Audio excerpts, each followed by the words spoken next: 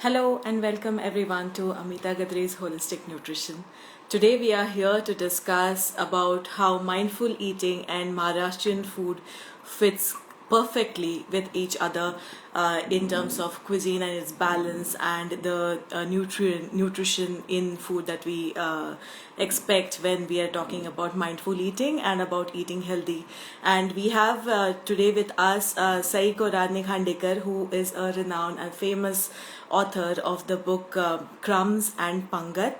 And we are going to have a discussion with her about how varied the cuisine is and how mindful eating is an integral part of Maharashtrian food. Sai, I can see you're online. Can you send me a request to join the live, please? Before we start talking with Sai, I would like to tell you all as to what is mindful eating. Mindful eating is increasingly being used as a tool for maintaining healthy weight or for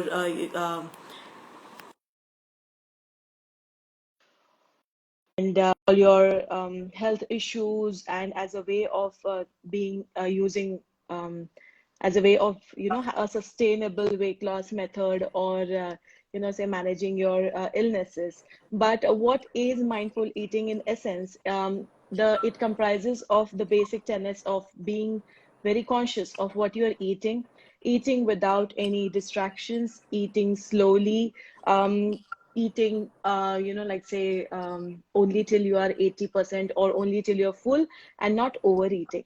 Now all of this, it also extends then to knowing where your food is coming from, to eating seasonally, eating locally, so on and so forth. And this is what we are going to discuss with Sai today, as and in the context of Maharashtrian food. Welcome, Sai. Thank you so much Hi, for agreeing to be here and then discussing my pleasure entirely. Malaysian cuisine. We've been wanting to do this since a long time, Yeah, and such a joy to talk to you today again. likewise, likewise. Yeah, so like I explained, mindful eating is formed of these basic tenets, and like say in Maharashtra we have this a shlok. I would like to start with Vadanika Varagi, a Hmm. shlok to people who don't know about it. It's a shlok which is recited before a meal, before you start a meal. And loosely translated, it talks about mindfulness and how eating is something which cannot be done mindlessly, wherein you have to be deeply connected with your surroundings, with yourself, and then eat. So, Sai, I could think you it's explain? also, if Yeah, I could just, add a sure, little bit sure. here.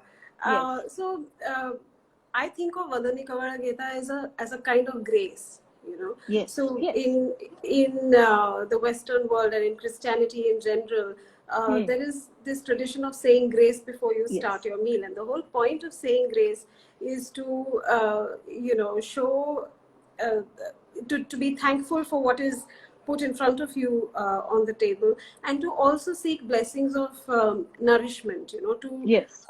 sort of be very aware that this food is going to nourish you bodily and mentally, emotionally as well. So I Hmm. think it's just a matter of which language it is said in and in which Absolutely. religious context it is said in. But the concept of grace is something that is so universal across It is. cultures. It is. It Yeah. is. It is. But so also, like, scientifically speaking, like what my understanding as a nutritionist for that is that it's something like, your mind is conditioned. Like the moment you say a grace or you say a certain prayer, then your mind is conditioned that now the process of eating is going to begin, the process of Yes. nourishment. And hence it actually acts like something like the Pavlov's dog experiment that is very famous. So Hmm. what happens is that the moment you are saying something repeatedly, your body actually becomes ready to, like say you Yeah. salivate, or like say you the digestive Anticipate juices the are, flavor. yeah, the Yeah. digestive juices are activated, Yeah. and hence it actually leads you to better digestion, better Right. assimilation. And again, like, you stop eating before you've eaten too much, which Yeah. at the end of the day is the root cause of most urban health problems that we are seeing today. True. Yeah. So yes, that's where grace, or even like say, I'm sure even other cuisines or religions, and like say they do have prayers like this. Oh, But in absolutely. In Maharashtra, Islam yeah, as well, before you actually yes, start a meal, you say a little something, you acknowledge the food that is absolutely, put in front of you. So yes, it's something that I think, increasingly, because we're so busy and most and eating alone and eating in such a rushed manner, we tend to, not do anymore. But I think that is something that we should, even if we're eating alone, maybe take a moment to just say thanks to this, bowl of soup that I'm about to have or whatever, absolutely. because I think it would make a difference. Absolutely. Yeah. Yeah. So essentially, you make a note, you slow down for that moment because we're all, Yeah, like say, talking a lot about slowing down, that the life is super fast and at a hectic pace, but most people don't know how. So this is one of the ways yeah, wherein if you don't actually have to go and recite, say, a grace or a prayer or some such, but even if you're taking that moment to kind of stop yes, and acknowledge that you are eating yeah. or maybe say something, even if you're saying something like Avengers, that's all that matters, because you're Yeah, slowing down, exactly. for that Because you're more often than acknowledging not, it. we Yeah. don't know any shlokas or any prayers Yes. anymore. But it's Yes. just about that one moment and saying, this plate is Now going I'm to going really to eat. nourish me, and Yeah. I'm going to feel really good once I eat it. It automatically Absolutely. tastes different. Absolutely. And it also, like, what, it becomes wherein you are then being more sensitive as to what you're putting on the plate. So, Absolutely. that's where it all goes essentially when you're starting, like taking a moment to, acknowledge your plate and then the nourishment is going to give. So then you're also more conscious of what you're putting on the plate and hence in your body. True, All true. right. So, coming back to Marathi food, Yeah. in your book Pangat, you have, in the introduction, you talk about, how Maharashtrian food is much more than the generic, like say, tomato, onion, and generic masalas that people use. Now, I Yes. was brought up. Say, my parents are Maharashtrian. I'm a Marathi girl who was Hmm. brought up in Gujarat. Okay, so I Yeah. would just like to share a little anecdote as in what my experience Sure. was and why I related like so well with what you had said out there Hmm. was being brought up in Gujarat. We were typically like those people who go outside the country and then hence are very fiercely guarding That's all. their Yeah. religion and everything, like say traditions. So my parents were very very cautious of the fact that they had to like say inculcate into us the whole Marathiness. Okay, Huh. so when we spoke of when the food that we were eating growing up, I never ever remember a vegetable with the pyaz tomato combination. Not one. Okay. Yeah. So and then as an adult, when I came to Maharashtra, and then like now I've been here for such a long time, like equal number probably in Maharashtra and like say Gujarat as in Gujarat. And when I first came here, I was so shocked to see everyone eating this any vegetable, Adrak, even if you're lasan, pyaz, eating like tomato. say gawar, Yeah. exactly. And they all smelled, they all, looked the same. And I just Yes. couldn't wrap my head around it, as in why are they not making things like Peet Perun or Danya? So, like say with the Yes. Khandeshi kinds, or you're using peanuts or using coconut. Because my dad is from Khandesh, but they both are like say from the coast, like Kokanastha, and my mom is from Desh and then again Kokanastha. So I got to experience Indeed. Yeah. all of it. Yeah, Yeah. all of it. So we were eating, say, Kokanastha style dishes, say, Varhadi, Khandeshi, everything. Okay. So, and when I came here, it was a shock. So, what are your, like, how do you, in your research, did you find out how did that come about? The whole, Uh, so yeah, you are in part right when you say that the diaspora communities tend to hold on to traditions more much enthusiastically more. than the people Yes. who are still based in the mainland. Yeah. But having said that, it's very interesting to note that like one would think that vegetable preparations are made very basic and very traditional in tier 2 cities, tier 3 cities, or in smaller towns. But if you go to a really small village today, and like you said, you ask for a gawarichi bhaji, it is very possible that you will get a gawarichi bhaji with tomato in it. And Yeah. unfortunately, yes. And unfortunately, the reason behind this is tomatoes are now so easily available and Yeah. sometimes so cheap. As Yes. opposed to a couple of decades earlier, I'm not even talking about a whole century, Mm-hmm. but say Mm-hmm. about 50 years ago, tomatoes were not, available so easily. They were Universally, yeah. a seasonal food, and they were Mm-hmm. eaten in certain months and only in certain ways. In fact, tomato was Okay. treated more as a fruit than as a vegetable, right? At the Hmm. most in salads, not really in Yeah. cooking. Yeah. But now we've come to a point where we seem to be eating tomatoes with absolutely everything. And Yeah. if you give people, certain vegetables, they're like, but how do I make this without tomatoes or without onions? Or Yes. and it's really sad, because I think we need to go back and look at how these foods were prepared, say at the most 2 generations before us. Yeah, which is what your book has done beautifully. You've done a great job with that because, like say MasterChef has made less is more very cool, and people are talking now about, like say not killing the vegetables by cooking them Right. so much. And Yeah. here you've given so many recipes wherein, essentially, if you look at all the Maharashtrian vegetable preparations, they are pretty simple, unless you are like say making something like say like say curry, like paste based, water Yeah, but based even stuff. in Yeah. that case, Hmm. the preparations are very unique, I would say, to every Mm-hmm. region and to every season. Yes. That is something that we seem to have, forgotten. Hmm. It's just slipped out of our collective memory, our collective consciousness as consumers of food. Uh, there were certain grains that we would never dream of eating in the summers, like bajra, for instance, is And never. supposed to be a millet that you Yeah. eat in the winter seasons because it has a warming property. Yes. And ragi, on the other hand, is something that you would only eat in the summers Cooling. and not in the winters because it has a Yes. cooling property. Cooling property. Yes. Yeah, but we do things like multigrain atta, where it has a mix of like 3 or 4 different kinds of millets plus rice plus wheat. So I think we're putting a lot of pressure on our systems. I don't know what the term is nutritionally speaking, but I'm sure that it's creating A nutrition complications for overload. our body. Overload. Uh, Overload. Yeah.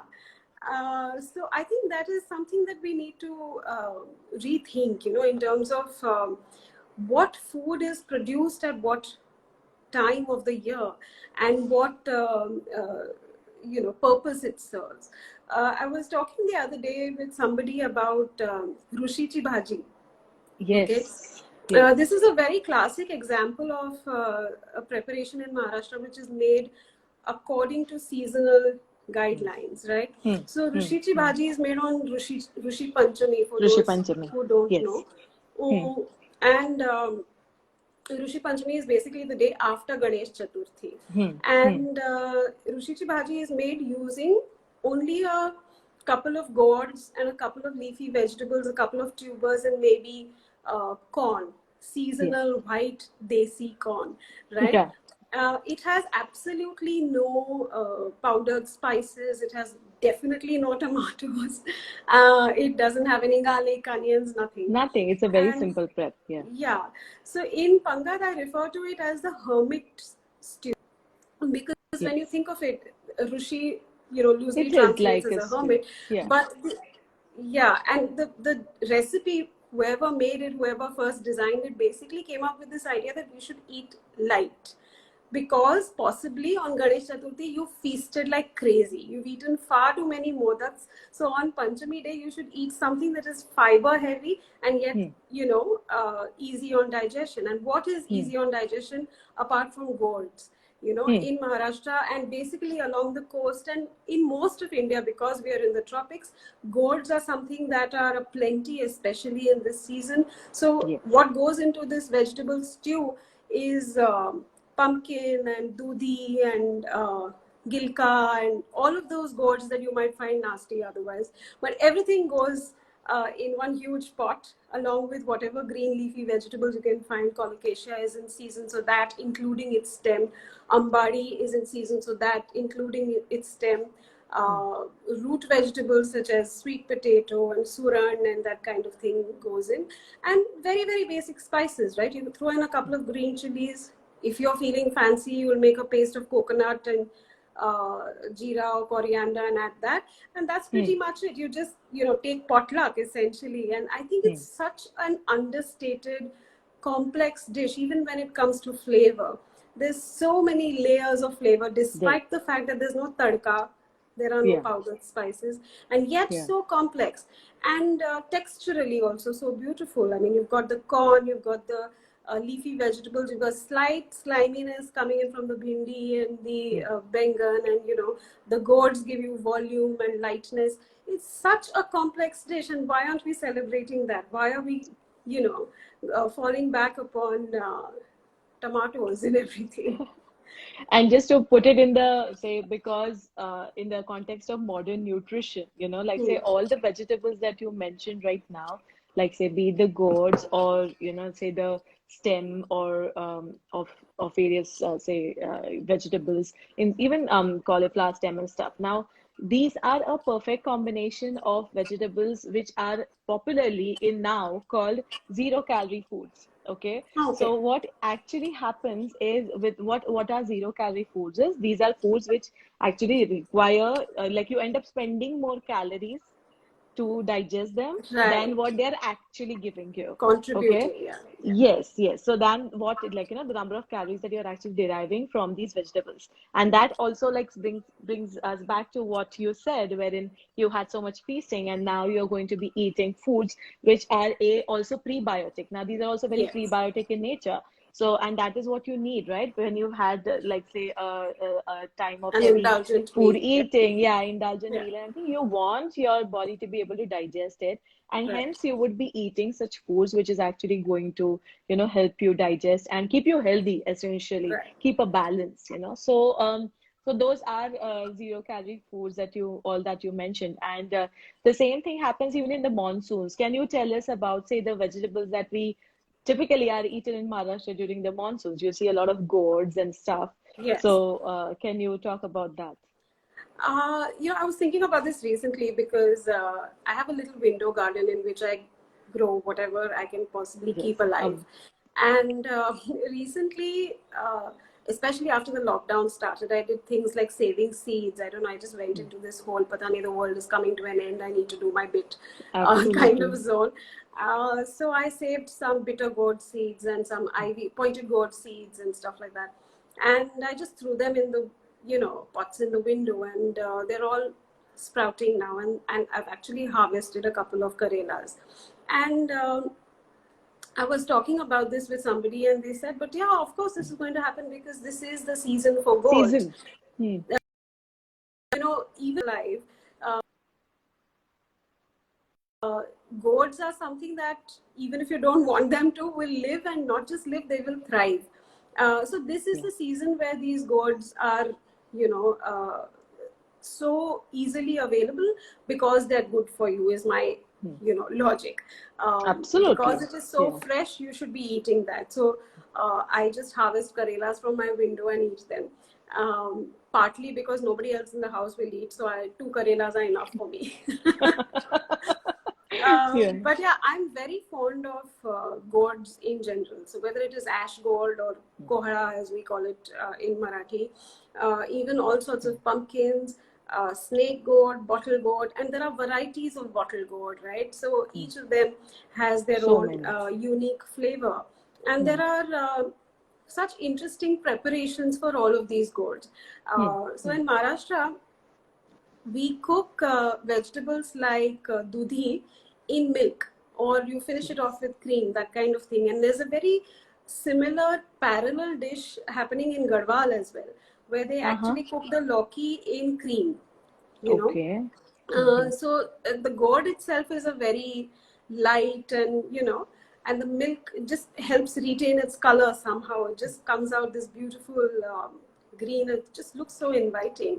And Mm-hmm. there are no powdered spices or anything going in. It's Nothing. just Yeah. maybe a little bit of ginger, a little bit of green chili, and just celebrating the vegetable itself more than anything Hmm. else. Hmm. Hmm.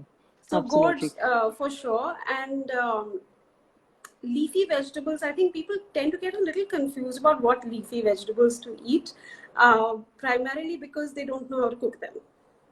We end up going to supermarkets and They buying don't palak and even know methi. what vegetables are actually. Like say in my practice, I have to send pictures to people that Oh, there is more than spinach and methi in terms of leafy vegetable, and it is actually available even on things like Big Basket.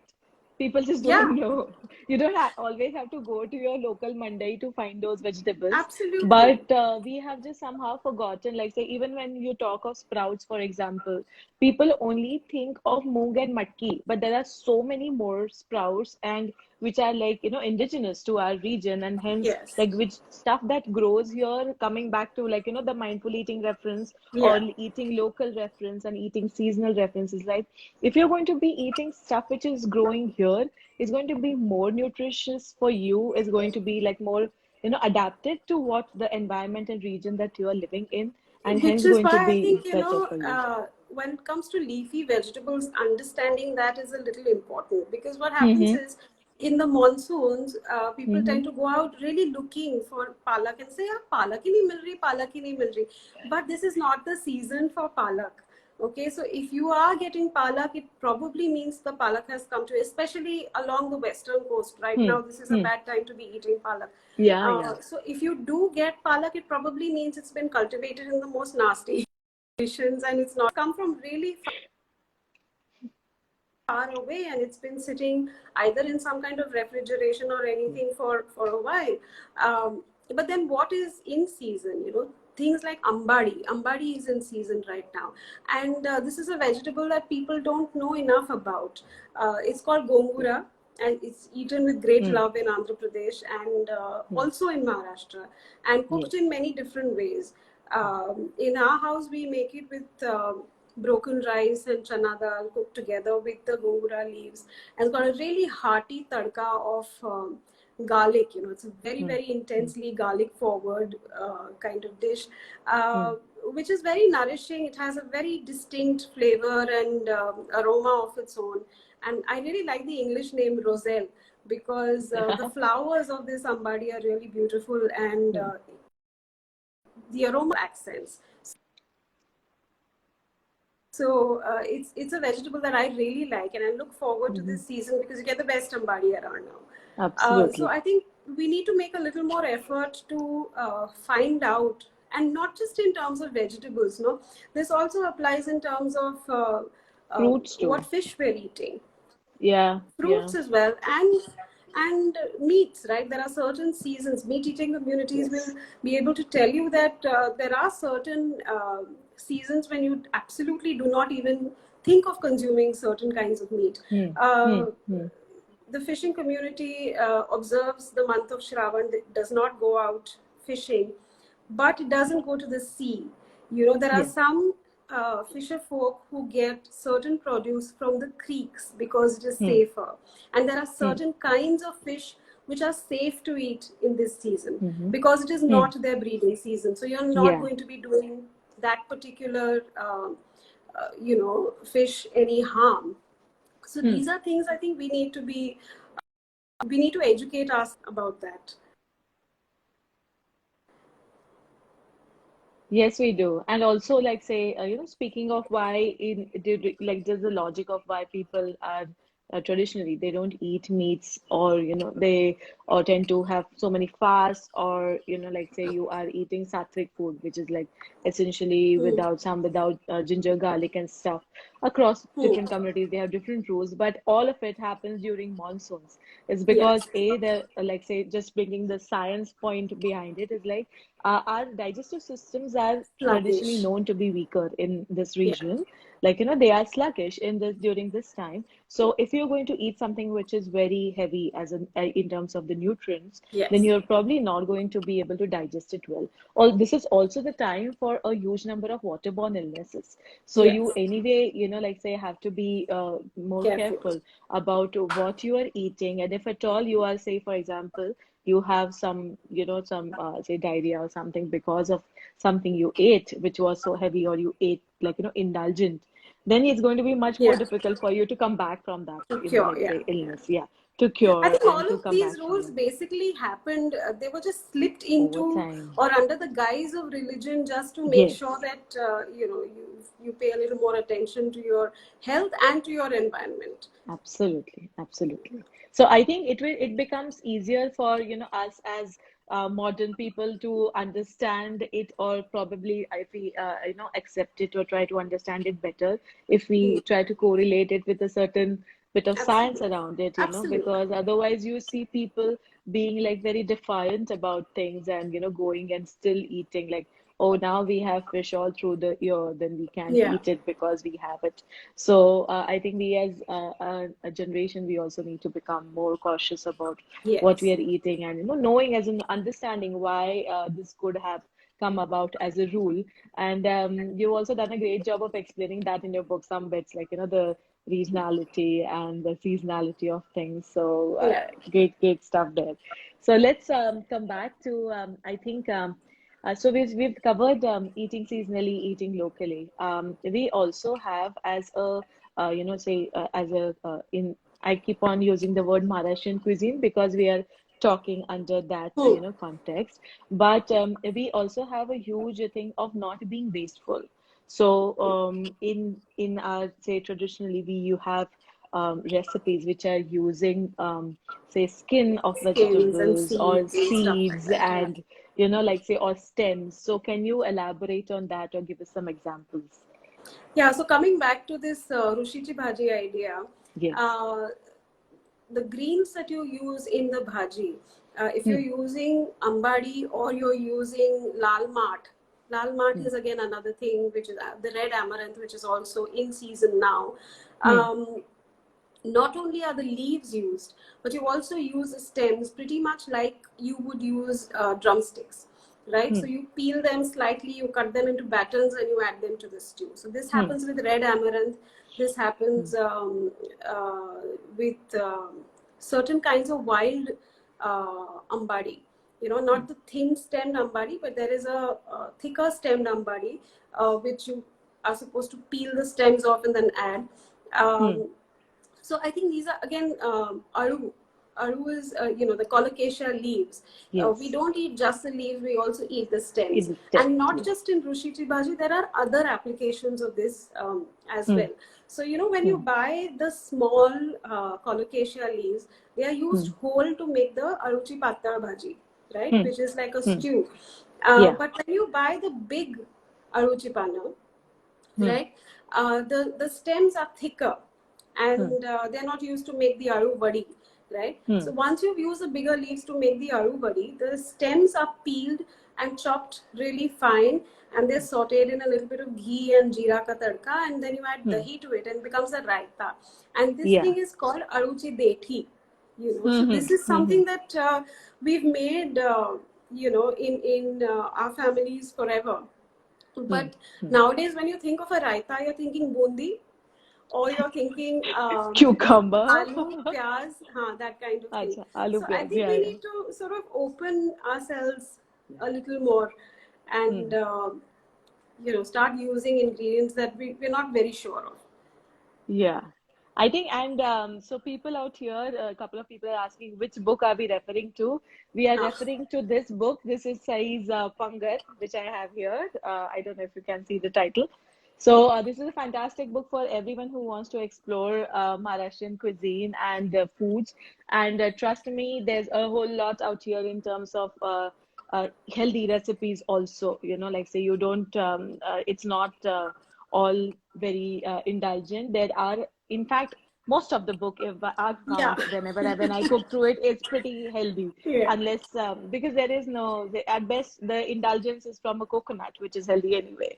yeah, Like, say, or so it's, you all must try cooking from this book, so that it will also help you to explore. And even if in fact, even to people who are Maharashtrians who have been yes, living here, and because a lot of times, maybe educate even your teacher cooks to cook the gawar or the chauri, or all of the vegetables in the way that they were meant to, which is like yes. a simple stir fry, or even try And there are the so like, say, many the stew. variants for every single vegetable, right? Now, since we're talking Absolutely. about gawar, Yeah. uh, like I said, for dudi, gawar also gets cooked in milk. If you have Hmm. really tender gawar and you add just a Yeah. spot of milk, it gives you such a beautiful, complex flavor. Yeah. That's one Yeah. side. Then for gawar, you also can add fried sandge, lentil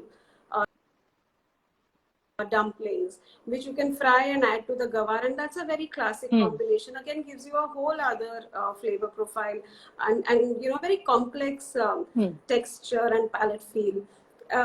If you go to parts that are closer to Gujarat, you will see dishes like the gawar dhokli, where dumplings, fresh dough dumplings Yes. are added to the gawar. You go to Marathwada side, you go to Vidarbha side, there'll be a whole lot of sesame powder being added to the gawar.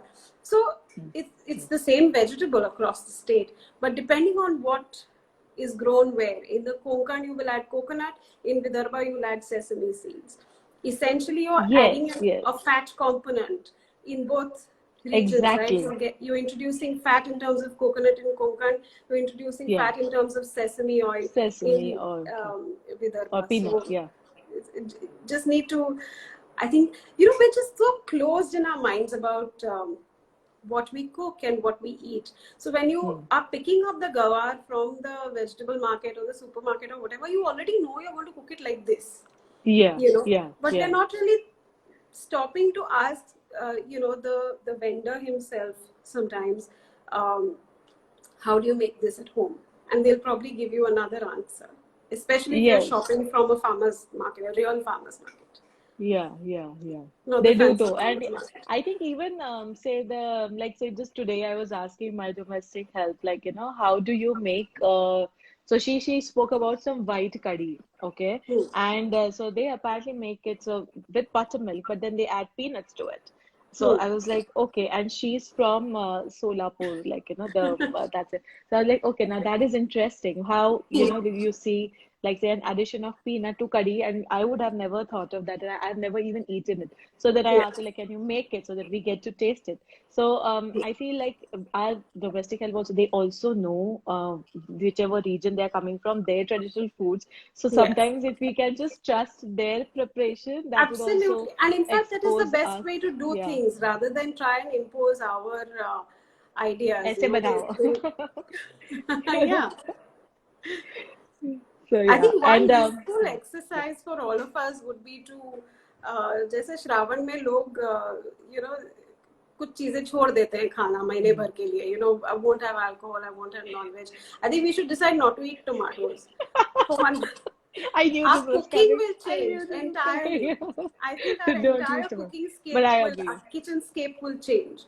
I think I'm with you totally. Like suddenly we're like, okay, we don't have tomatoes. Now what do we do with it? Yeah.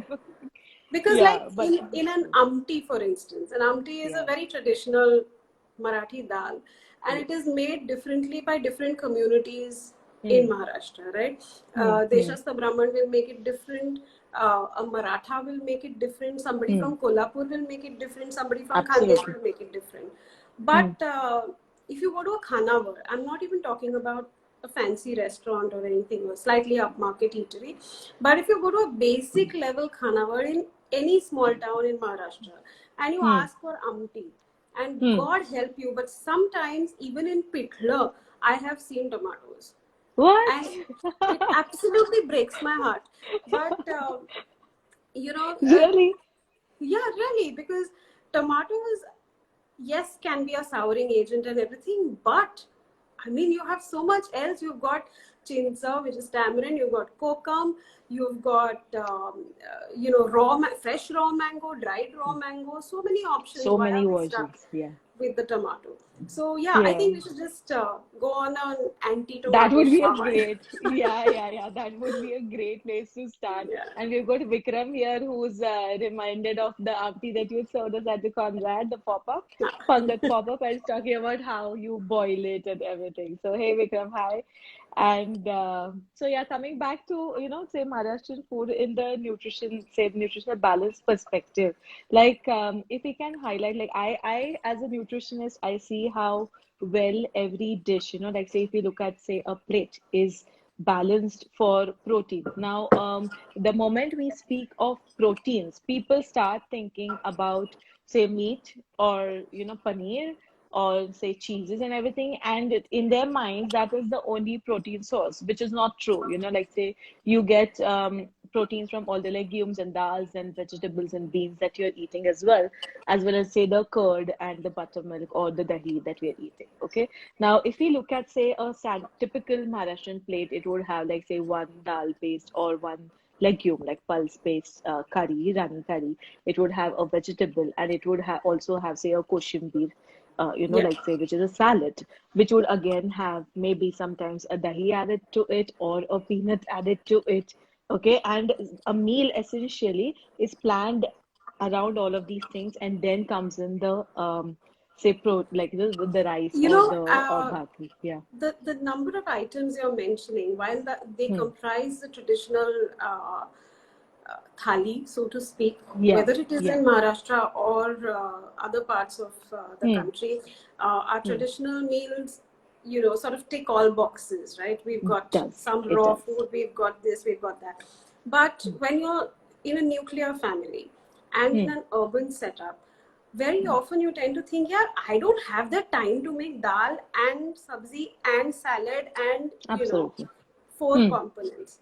Hmm. But this is where traditional wisdom really steps in, Hmm. because there are so many recipes for koshimbir, for instance, Hmm. which is salad in Maharashtra, which actually, like you said, of course, have peanuts in it or sesame powder, but also dal. If you Yes. don't have the Yes. time to actually cook a pressure cook dal first, then do a tadka to it and make an amti or a varan or Hmm. whatever, it is absolutely legitimate for you to grate a couple of carrots, soak some moong dal, add it to the carrots and make a Hmm. koshimbir out of it, right? Absolutely. And that becomes two components, right? That becomes your vegetables and your protein already taken care of. Then you bring in a vegetable component in terms of your sabji or whatever, your Hmm. carbohydrate in terms of bhakri, roti, rice, whatever it is. And it to me, it seems like a fairly complete meal. You tell me if Yeah. that works. No, as in, yes, of course. Like, what I was trying to come at was that every preparation, like, say, even if you're eating dal rice or the amti bhat, okay, Hmm. or like when I went through your book, I realized that you have barely anywhere mentioned chapati. It's Hmm.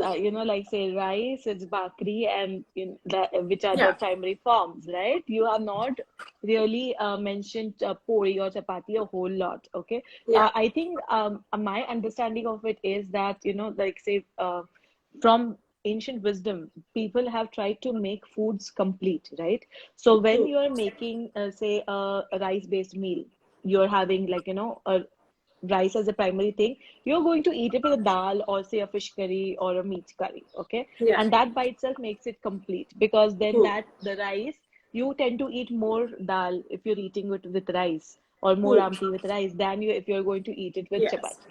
Right. Okay, so it makes it complete. So all of these combinations by themselves are complete. Be it Yes. just the koshimbi or be it like say a vegetable that you are taking, for example, a patar bhaji that we make, like say green leafy vegetable and with besan flour. So that's complete by itself, Hmm. as a meal. And that I find very beautiful and unique about Maharashtrian foods in general. Like even if it's from be it from any region, because the state is so vast that we have Yes. such a large variety of combinations that people eat across.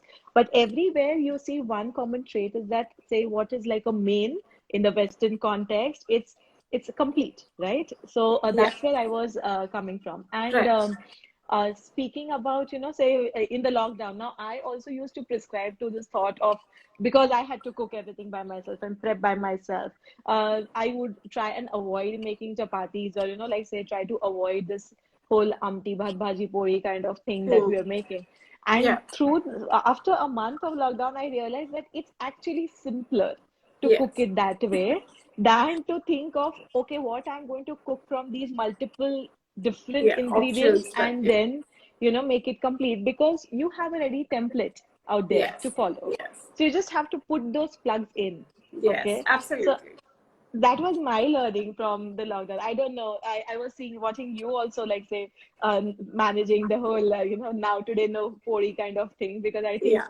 my whole thing is I'm just too lazy. I don't know how to make chapatis really well. So it's simpler to just plug in a bread or a rice for me. But yeah, that's what I found.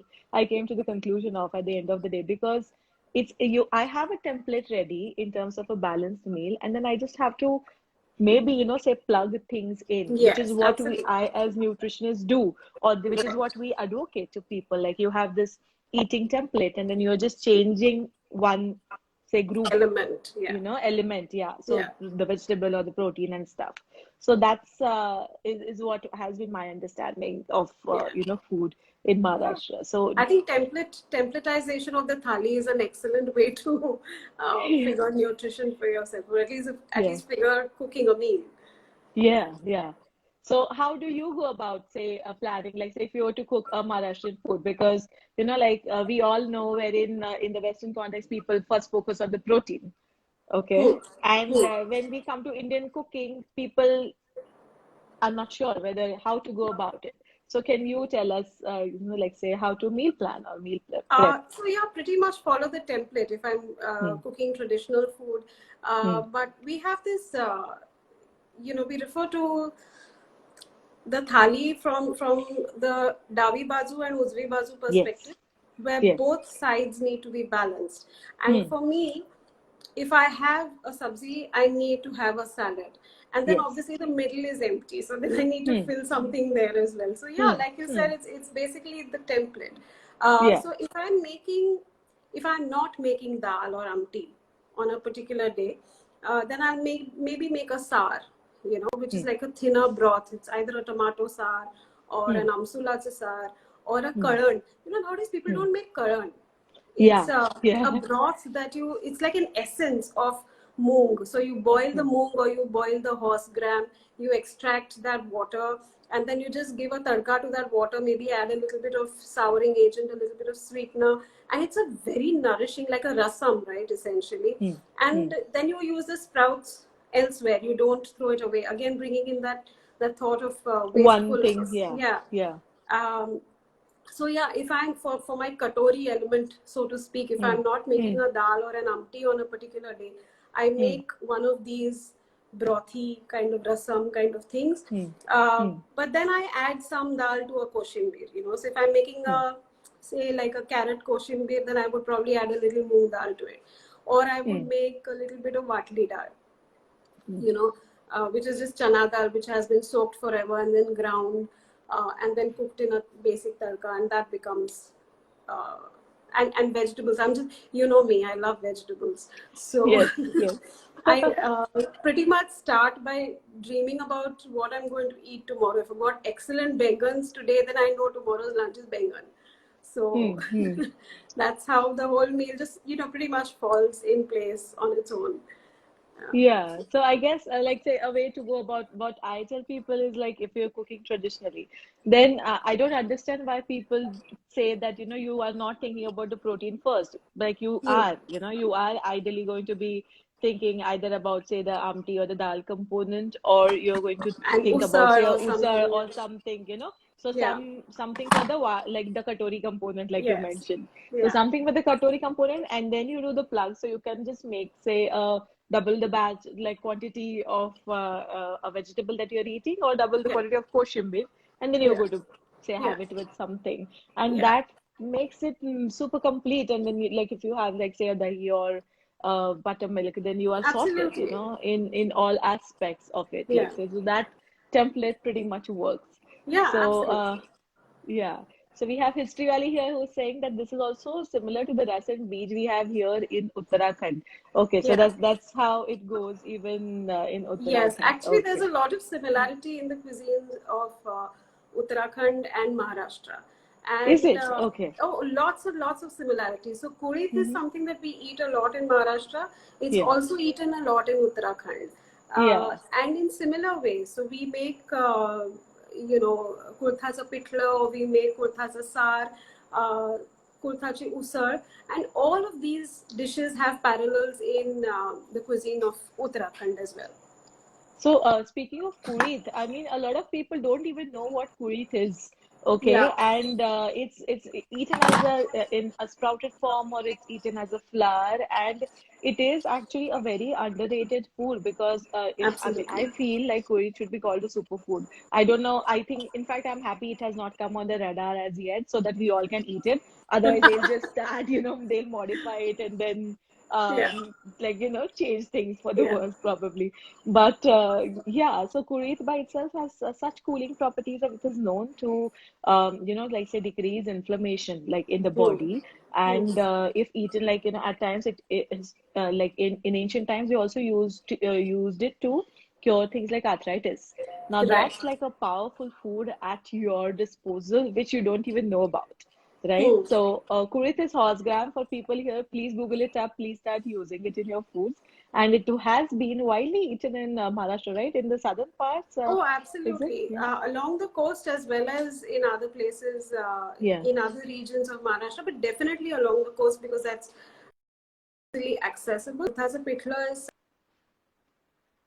something that is quite a delicacy. I love it. And there are people who It is. absolutely Yeah. hate it.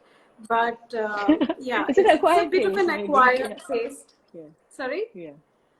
It's an acquired taste, is what I was saying. Yes, it's an acquired taste. But yeah, a lot of virtues attached to it as well. Yeah. At Yeah. least in Loads, terms of loads. flavor. I don't know about the rest. Yeah, and oh, no, it is actually a wonderful. And Yeah. also coming to lesser known, like we're talking about say Kurit, like we're talking about lesser known foods in Maharashtra. Of Hmm. course, we have said that we are going to ban the tomato, which works perfectly out here.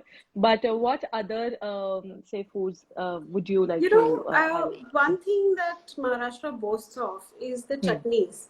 Okay, and I'm not talking Yeah, only about the fresh chutneys, but also the dried chutneys. dry And there are chut, yes. excellent examples of using local ingredients and introducing uh, certain elements of nutrition to your diet without you even knowing it. Omega threes, omega Yeah, threes. yeah. So Yeah, flax seeds, right? I mean, absolutely. everybody's talking about flax seeds now as this Yeah, thing that needs to be added to your but it's trail been there. mix Yeah. and to your energy balls and all of these really fancy things that I don't Yeah, understand yeah, anymore. But flaxseed yeah. chutney is something that we've been eating for generations and generations, Absolutely. right? Absolutely. Uh, and made in so many different ways. It can be used as a thickener to your curries as well. It can add complex flavors to any bhaji that you're making. It It does. can be sprinkled on a koshambir, a kakadichi koshambir, just basically cucumbers with that flaxseed chutney on top. Hmm. It tastes amazing, and I'm sure it packs a great, nutritional little package or whatever Yeah, you yeah. call Not just it. flax seeds, even seeds like karare, like Yeah, Niger kararachi seeds, exactly. chutneys. I was just Yeah, coming to yeah, that. yeah, yeah, These are ingredients that I think if we walk down supermarket aisles, we'll not find them. And if yeah. we go to a grocer and he shows you, by the way, this is also available, you'll be like, "Lekin iska main karu kya?" Correct. We don't know these seeds anymore. We don't identify them. We can identify honey coated sunflower seeds and pumpkin seeds in packets, but we don't seem to be able to identify The arshi basics. or Yeah, uh, yeah. you know kara or anything. So I think we need to make more chutneys for sure. We um, do. I Not just also the like dried ones, also the fresh ones, like you said earlier. Chutneys in which we're using, skins. combining that whole wastefulness element again, Yes, using yes. the peels of, say, bottle gourd or bitter Hmm. gourd or Hmm. whatever gourd you're using, pretty much can be used. The chilka can be fried and added to fresh coconut to Absolutely. make a wet chutney, dried coconut to make a dry chutney. So, Yeah, yeah, I think we need to go back to some of the old recipe books, talk a little we more do. to our grandmothers. Yes. Although you have included a whole lot many of those chutneys as well. So I think I have, Pangat would be and a great point to start. And also like those like say the chutneys that you mentioned made from peels and everything, or even yes, the seeds like karare or kara chutney or even the yes, flaxseed chutney. Now these yeah. are also very prebiotic. So they not only bring in say a nutrient in terms of the omega-3 or like say the good fatty acids and the good Hmm. dietary fiber to your plate, but they are also going to help your gut microflora, which is Hmm. essentially going to, build your immunity and it's going Right. to uh, put you in a good stead for better health. And the whole world is talking about the gut microbiome right now. You talk about gut health, but then we tend to take say supplements or a probiotic supplement, but not bring in the prebiotic into Yeah. our everyday meal. And Yeah. it really does not require any special preparation, because you make that chutney once, is going to last you for a couple Couple of of weeks or weeks. more, Yeah. Yeah. yeah. So and it's so tasty, so it And it's brings in the inexpensive. taste I, of it. I think we It's need to very, very inexpensive. somehow bring ourselves to understand that you don't need to spend a whole lot of money to bring nutrition into your lives. We spend so much on energy drinks and all sorts of supplements and stuff like that, when actually it's Chia, all in your kitchen. chia seeds, Yeah, chia seeds, my quinoa. God, chia Ooh, puddings. what not? And I'm like, Yeah, no, you don't have to go that way. You don't need yeah, it. Oh, use the flaxseed. yeah, I think I can just go on and then, like, keep on start off a rant on all of those imported nutritious foods that are so hugely popular. So while yeah, on one hand I feel like it's good that all of these indigenous foods are not cool yet, right, because like I said, otherwise they'll just tamper with them. But on the other, I feel we really need to start eating what is growing in our own land, or what is growing near us, and absolutely. identify and eat that, because you have all of those superfoods even right out here. Like we spoke of Yeah, kuit or jowar or nachni and all of those. Like we have ari, for example, yeah. powerhouses of calcium and like say the micronutrients that you need. So yeah, great. All right. So I think that brings us to the end of our discussion. If we do you want to add in to I think we No, covered I most just of the think, points. Yeah. for as far as regional cuisine, any regional cuisine Yes. is concerned, and more so because we're talking about Maharashtra, and Mm. this is the time of the year in Maharashtra when we see some really amazing produce. I Mm. think, of course, because of the lockdown, we probably can't do it right now, but Mm. otherwise, I think it's a good idea to make it an exercise and tell yourself that महीने के 3 बार अगर मैं supermarket में से जाके सब्जियां खरीद रही हूँ तो मैं Mm. एक बार ही एटलीस्ट फार्मर्स मार्केट जाऊंगी. That I will go to a Yeah. very local market. It doesn't even have to be the Monday. Sometimes at Yeah. the end of a lane there'll be one lady sitting with just two kinds of gourds, and she's Absolutely. there. But Yeah. I think you should go pick up a gourd from her and then ask her, Yeah. how do you make it at home? And Yeah. I'm sure you'll come back with, on an average, 12 recipes, 12 new recipes in a year. Easily. And Yeah. I think that's a great way to add to your repertoire, right? Yeah, yeah, absolutely. I think if we can quickly say, probably, list what foods we really want people to start eating or explore. Like, I would want people to explore more of the gourds. We have a huge Yeah. variety, and right now, especially, is the time when you're not really getting good quality of the other typical cauliflower and cabbage Yeah. and stuff. And Yeah. now's the time to be eating the gourds more. What other thing would you want I people think to, there's like always say? something in every category Absolutely. that you can discover, you can hope to discover. Hmm. So even when it comes to sprouts, you don't have to even sprout them at home. Go to your regular sprout seller in the They have Monday or it. wherever, and they will have at least one kind of sprout that you've not used before. Yes. Yes. So, for instance, in Maharashtra, there is, and also in Goa, we make an usar out of peeled moong sprouts. So, moong Okay. ki usar, green moong ka usar, everybody makes. Yeah. But in Goa, it's called moga gathi. And Hmm. there's a similar preparation that is made, in South Konkan, Mm-hmm. where जैसे वाल को peel करते हैं ना, Hmm. कड़वे Hmm. वाल Hmm. are peeled before they are cooked. Yes. Similarly, the green sprouted moong are also Hmm. peeled, and it's quite a nuisance to do it by yourselves. Yeah, But because that's they're tiny. really tiny. Very But yes, there are meditative as a ways to do it. You're process. supposed to soak it in water, and in some time, Hmm. all the peels just come to the surface. So you just Okay. have a couple of stray ones to tackle. Okay. So that is one way of eating sprouts that we should look at.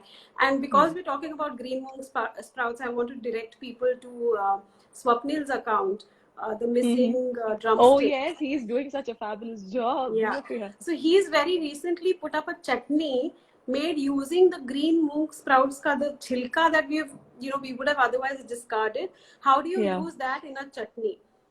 So you make an Ah, usar using the sprouts and you use the skins of the sprouts to make a chutney. So you're not wasting anything and you're getting the nutrition wow. from two separate sources.